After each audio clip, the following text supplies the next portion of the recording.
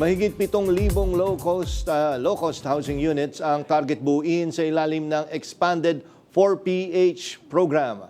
Yan ang umarangkadang balita ni Angela Babad. Personal na sinilip ni Pangulong Ferdinand R. Marcos Jr. ang precast facility ng isang private company. Sa pasilidad na ito, bubuuin ang precast components na gagamitin sa mahigit 7,000 kabahayan sa ilalim ng Expanded Pambansang Pabahay para sa Pilipino program. Mas pinabibilis ng precast construction ng pagtatayo ng mga kabahayan. Sa halip na sa site mismo, ang mga major building elements tulad ng mga pader, slabs, beams at columns ay bubuuin sa loob ng isang kontroladong environment, kung saan mas masisiguro ang kalidad at bilis ng paggawa. Target na matapos ang 7,143 units sa loob ng 2 hanggang 3 taon.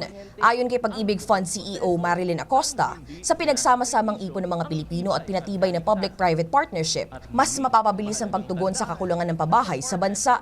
Ang pagpapabilis ng pabahay sa pamamagitan ng matibay na pakikipagtulungan sa pribadong sektor ay hindi lamang nagre-resulta sa mas maraming tahanan. Ito rin ay lilikha ng trabaho at magpapalakas ng ekonomiya.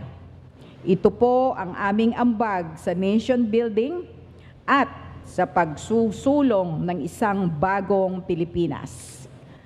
Ayon naman kay Megawide Chairman at CEO Edgar Saavedra, bagamat abot kaya ang mga units, sigurado ang kalidad nito na aabot ng 5 taon bago mangailangan ng minor repair o maintenance. Nais din ng pakikipagtulungan na ito na iangat ang standard ng construction sa Pilipinas. Bukod sa inspeksyon, ipinagdiwang din ang 7th anniversary ng Department of Human Settlements and Urban Development kung saan personal na iginawad ng Pangulo ang mga titulo at symbolic house keys sa iba't ibang homeowners at beneficiaries.